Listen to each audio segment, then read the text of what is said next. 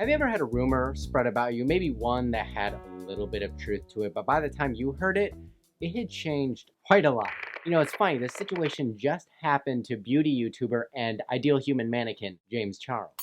But there's something huge that everyone is just ignoring. So let's get to the truth. I'm Ryan, and this is Controversy Corner. Yep, still no intro.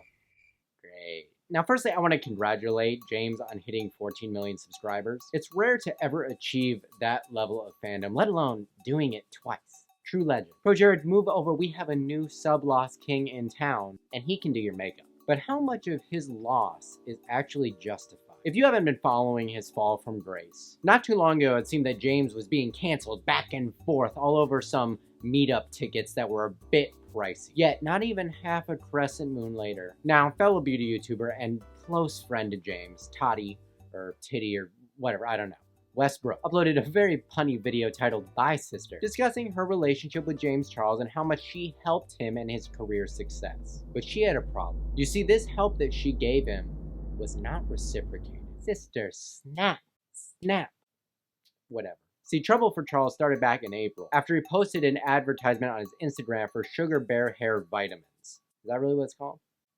Now, to the unknowing eye, this video really wasn't anywhere out of place. But it turns out that this company is a direct competitor to Tati Westbrook's company, Halo Beauty. I'm loving these names. And Tati didn't take too kindly to this video because in her eyes, James had just sold her out after all of the help that she gave him, boosting his career. And I can't blame her for feeling, a little offended. But instead of just calling him out for his betrayal on business and friendship, she took it a step further. And this is where the story really gets your mascara running. Let's take a step back for a moment. Tati is a 40-year-old woman, businesswoman. James Charles is a 19-year-old sister. James pitched a direct competitor to her brand, and I think that she thinks that he broke her trust.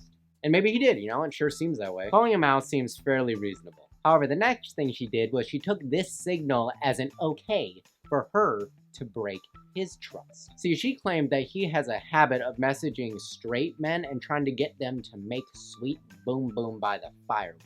You know what I'm talking about? Sex.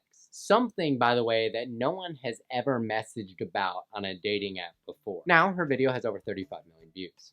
So help me out here. What does James' personal messaging habits have to do with her brand? And after this, people started leaking direct messages saying that they have been harassed by James. So when exactly did Twitter become the moral authority for people like James Charles or Tati or anything? And look, I'm not trying to discount some of these claims. Some of them may be real. But are all these DMs fact-checked? Do we have Anderson Cooper on the case? Why does someone look for proof and validation of their personal moral authority over someone instead, taking a step back and thinking, okay, where is the evidence that this is real? Or if someone is using this for some other agenda. I give you Exhibit A the other day reporting that James had sexually harassed this person in DMs. But there's an issue. Allow my friend John Swan to explain. Okay, so these screenshots, these are sketch.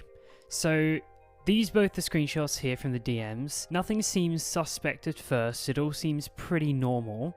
These artifacts just look like Twitter artifacts. You can see the resolution here is the same on both the pictures. This is important. 675 by 1200. This is normal iPhone screenshot resolution. But if we come over here, we copy this, we pop this on top of the other layer, we can see, look at this status bar at the top.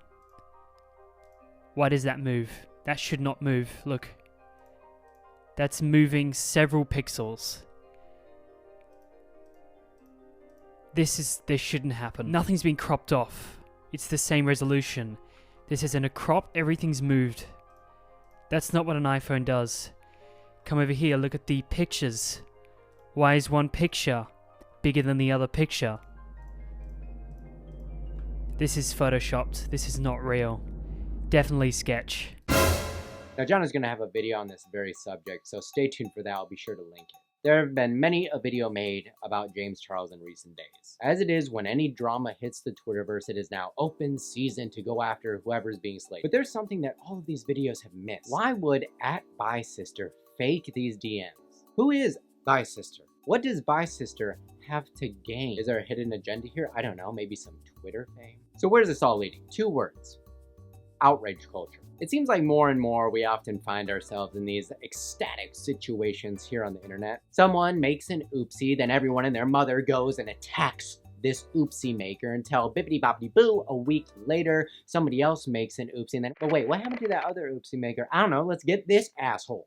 And this whole dispute between Tati and James now just seems more like a personal vendetta than any type of social justice call out.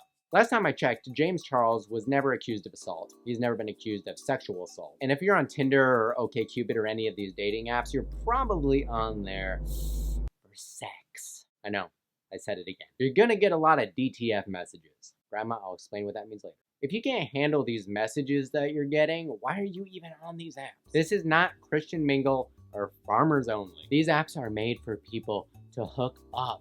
Now, if you receive one of these messages on these apps and you happen to be offended, you have one of three choices. 1, ignore. 2, block.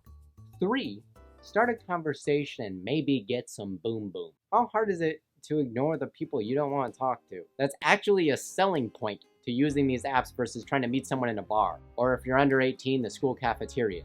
You have the power to ignore. Which brings me back to cancel culture. Why did Tati really post this video? We need to ask ourselves, would we even be in this situation if James had just promoted her product? That's what I want to leave to you. Remember, I'm Ryan, and I'll see you around the corner. Hi all, James here. Hey, I know there's been a lot of drama going around, and